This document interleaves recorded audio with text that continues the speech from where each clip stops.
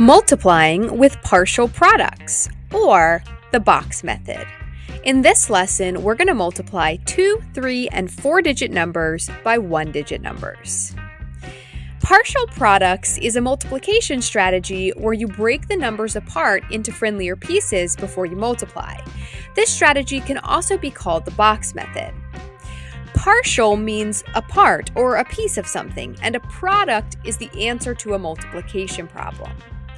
So when we use partial products, we break the numbers apart, multiply the pieces, and then add the products back together to get our final answer.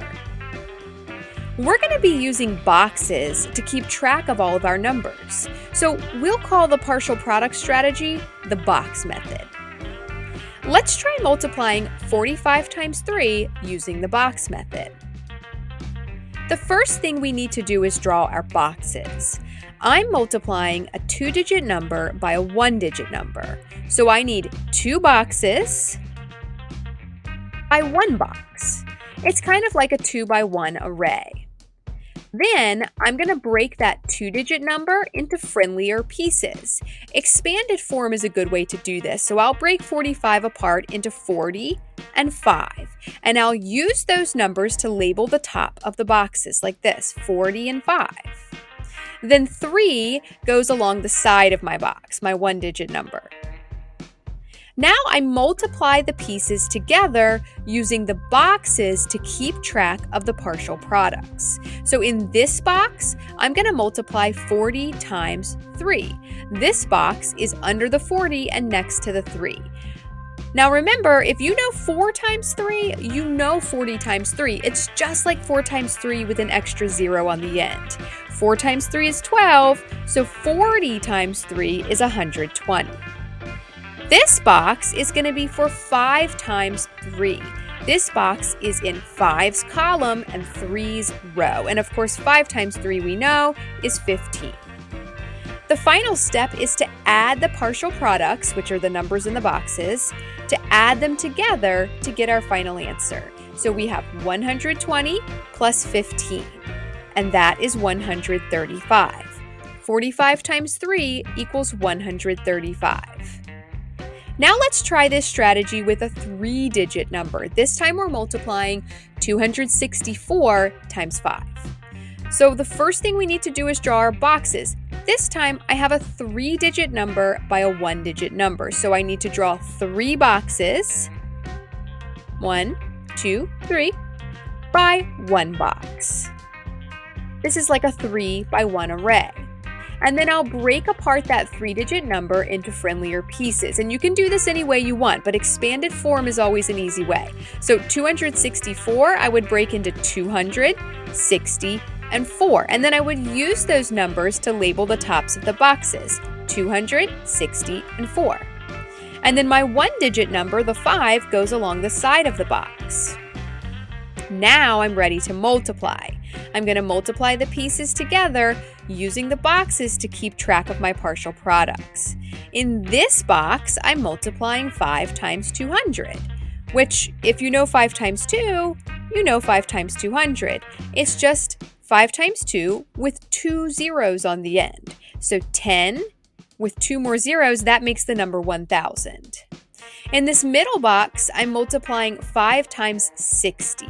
5 times 6 is 30, so 5 times 60 is 300.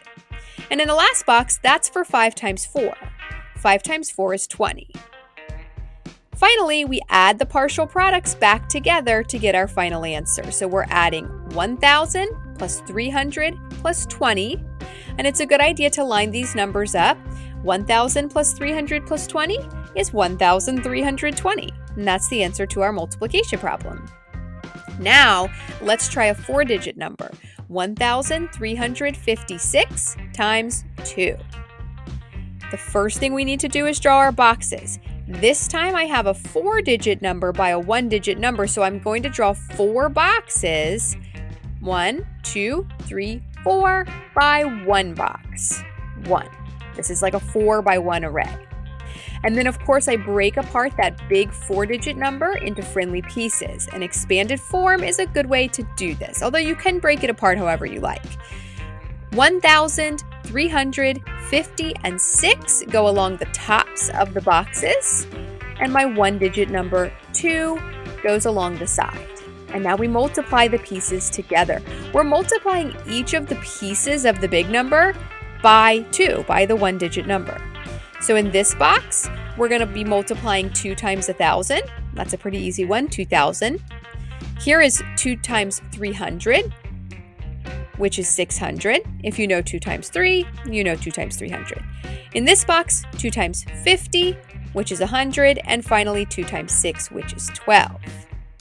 And you know the last step, just add all the partial products together. It's a good idea to line your numbers up on top of each other and add 2,000 plus 600 plus 100 plus 12, 2,712. Let's look at a few more examples. Here's another 2-digit by 1-digit, 87 times 6. So because I have a 2-digit number, I'm drawing 2 boxes by 1 box.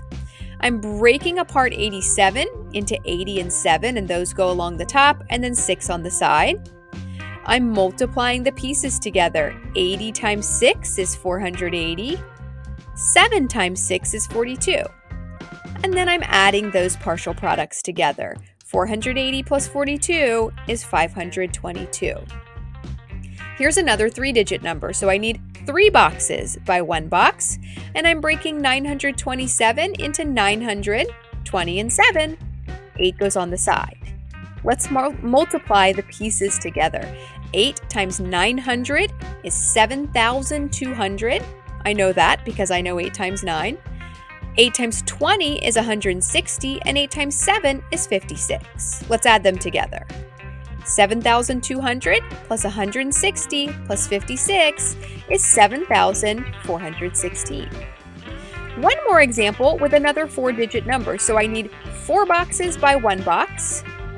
I'll break apart 2,133 into 2,000, 100, 30, and 3, and I'll multiply each of those pieces by 5. 2,000 times 5 is 10,000. 100 times 5 is 500.